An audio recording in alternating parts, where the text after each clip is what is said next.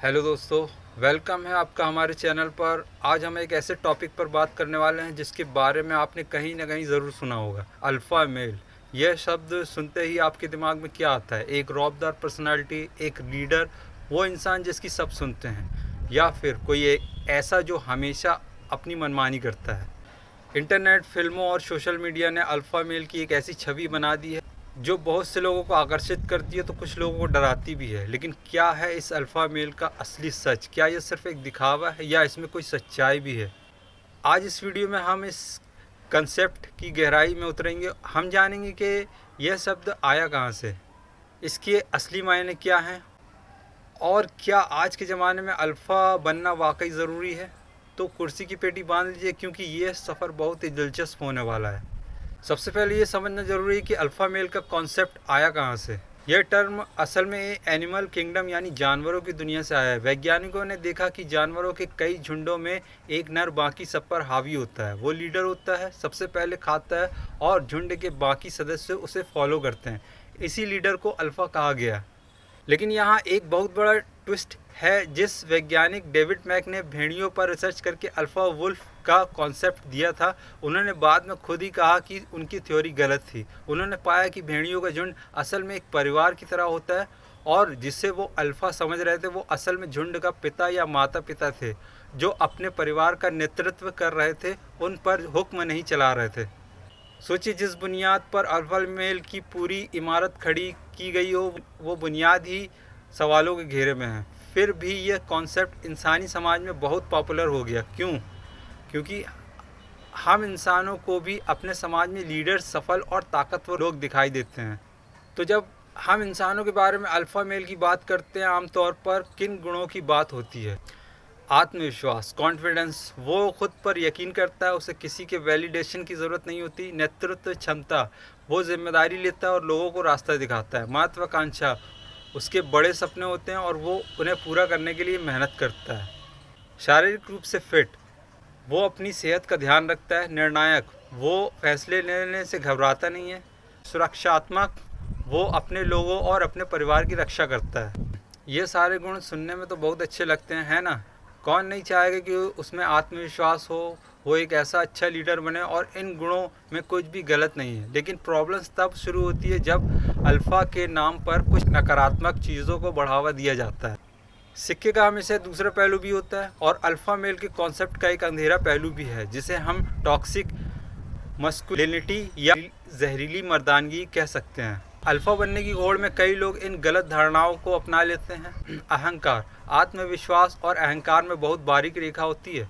Alpha के नाम पर लोग असभ्य और घमंडी बन जाते हैं। दूसरों पर हावी होना, लीडरशिप का मतलब दूसरों को दबाना नहीं बल्कि साथ लेकर चलना होता है। लेकिन टॉक्सिक अल्फ़ा हर किसी को कंट्रोल करना चाहता है।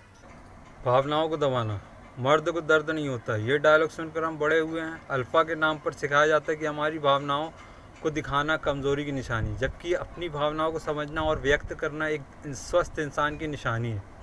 आक्रामकता, हर बात पर गुस्सा करना, लड़ाई झगड़ा करना, इसे ताकत की निशानी मान लिया जाता है। महिलाओं को वस्तु समझना, कई बार अल्फ़ा मेल की छवि ऐसी बनाई जाती है कि वो महिलाओं को सिर्फ जीतने की चीज़ समझते हैं, उनका सम्मान नहीं करते। यह अल्फ़ा का वो मुखौटा है जो समाज के लिए ख़तरनाक है। ये ना सिर्फ दूसरों को नुकसान पहुंचाता है, बल्कि उस इंसान को भी अंदर से खोखला कर देता है जो ये मुखौटा पहनकर जी रहा है। रिसर्च बताती है कि ऐसे लोग अक्सर डार्क, टायर्ड पर्सनालिटी, आत्ममुग्धता, मैकियोवेलिज्म और मनोरोगी के लक्षण दिखाते हैं। तो अगर अल्फ़ा मेल का ये पॉपुलर कॉन्सेप्ट अधूरा और ख़तरनाक है, तो असली मर्द होने का मतलब क्या है? असली मर्द होने का मतलब किसी लेबल या टैग से बंधना नहीं है। इसका मतलब है कि एक अच्छा और संतुलित इंसान बनना है। इसे हम स्वस्थ मर्दानगी या हेल्दी मस्कुलिनिटी कहा सकते हैं। आत्म जागरूकता, वो अपनी ताकत और कमजोरी दोनों को जानता है और खुद को बेहतर बनाने पर काम करता है। समानुभूति, वो दूसरों की भावनाओं को समझता है और उनका सम्मान करता है। वो एक अच्छा श्रोता होता है। सम्मान, वो हर इंसान का सम्मान करता है, चाहे वो पुरुष हो या महिला। वो जानता है कि असली ताकत सम्मान देने में है, छीनने में नहीं। भावनात्मक बुद्धिमत्ता, वो अपनी भावनाओं को समझता है और उन्हें सही तरीके से व्यक्त करना जानता है। वो रोने से या अपनी परेशानी बताने से नहीं डरता। जिम्मेदारी, वो अपने शब्दों और अपने कामों की जिम्मेदारी लेता है, गलत होने पर माफ़ी मांगने से नहीं कतराता। विकास की मानसिकता, वो हमेशा कुछ नया सीखने और खुद को विकसित करने के लिए तैयार रहता है। ये वो गुण हैं जो आपको भीड़ में सबसे अलग और सच्चा लीडर बनाते हैं। एक ऐसा लीडर जिसे लोग डर की वजह से नहीं बल्कि सम्मान और प्यार की वजह से फॉलो करते हैं। तो दोस्तों, आज की इस बातचीत का सार क्या है? अल्फ़ा मेल का जो कॉन्सेप्ट हमें बेचा जाता है वो अक्सर आधा अधूरा और गुमराह करने वाला होता है। कुछ अच्छे गुणों के साथ साथ उसमें बहुत सी नकारात्मकता भी लिपटी होती है। आपको किसी अल्फ़ा, बीटा या सिग्मा के खांचे में फिट होने की ज़रूरत नहीं है। यह सब सिर्फ लेबल्स हैं। आपकी पहचान इस लेबल से कहीं ज़्यादा बड़ी है। असली चुनौती अल्फ़ा बनने की नहीं बल्कि खुद का सबसे अच्छा वर्जन बनाने की है। एक ऐसा इंसान जो आत्मविश्वासी हो लेकिन अहंकारी नहीं। एक ऐसा इंसान जो लीडर हो लेकिन तानाशाह नहीं। एक ऐसा इंसान जो मजबूत हो लेकिन अपनी भावनाओं को व्यक्त करने से डरे नहीं। दयालु बनिए, सम्मानजनक बनिए, जिम्मेदार बनिए और सबसे ज़रूरी है खुद के प्रति सच्चे रहिए, क्योंकि असली ताकत रौब दिखाने में नहीं बल्कि आपके चरित्र में है। आपको ये वीडियो कैसा लगा हमें कमेंट्स में ज़रूर बताइए। क्या आप अल्फ़ा मेल के बारे में कुछ और जानना चाहते हैं और या सोचते हैं? अपने विचार हमें शेयर कीजिए। कैब्रीज डिक्शनरी के अनुसार अल्फ़ा पुरुष किसी भी समूह का सबसे सफल और शक्तिशाली पुरुष होता है। एक मजबूत और सफल पुरुष जो दूसरों पर नियंत्रण रखना पसंद करता है। मेरा मतलब है कि सफल और शक्तिशाली बनने की चाहत में कुछ भी गलत नहीं है, लेकिन बात यहीं ख़त्म नहीं होती। हाल ही में अल्फ़ा पुरुष आंदोलन की शुरुआत एंड्रयू टेंट नाम के एक व्यक्ति ने की थी। इस व्यक्ति ने अल्फ़ा पुरुष कैसे बने और कैसे पुरुष सफल और अमीर बनेंगे इस पर वीडियो बनाना शुरू किया। उन्होंने अपनी बात यहीं नहीं रोकी बल्कि उन्होंने आगे कहा कि तथाकथित उच्च गुणवत्ता वाले पुरुष बनने के लिए उन्हें अपनी महिलाओं को नियंत्रित करना शुरू करना चाहिए। मैं उद्धृत करता हूँ, महिलाएं किसी पुरुष से मिलने, गर्भवती होने और पुरुष से प्यार करने के लिए बनी है। अगर आप उनमें से कई के साथ सोती हैं तो आप कलंक से मुक्त हो जाती हो और यह आपको नीचा दिखाता है। इससे कोई फ़र्क नहीं पड़ता कि एक पुरुष 20 लड़कियों के साथ सोए या 200 लड़कियों के साथ, वह फिर भी एक पुरुष है। बात यहीं ख़त्म नहीं होती। उन्होंने महिलाओं के बारे में और भी कई भद्दी और घिनौनी टिप्पणियाँ की हैं। मामला इतना तूल पकड़ गया कि उनके नफरत भरे भाषण के कारण उन्हें यूट्यूब और इंस्टाग्राम जैसे सोशल मीडिया साइट से प्रतिबंधित कर दिया गया। लेकिन उनके वीडियो अभी भी शेयर किए जा रहे हैं। लाखों पुरुष, खासकर युवा, उन्हें अभी भी देख रहे हैं।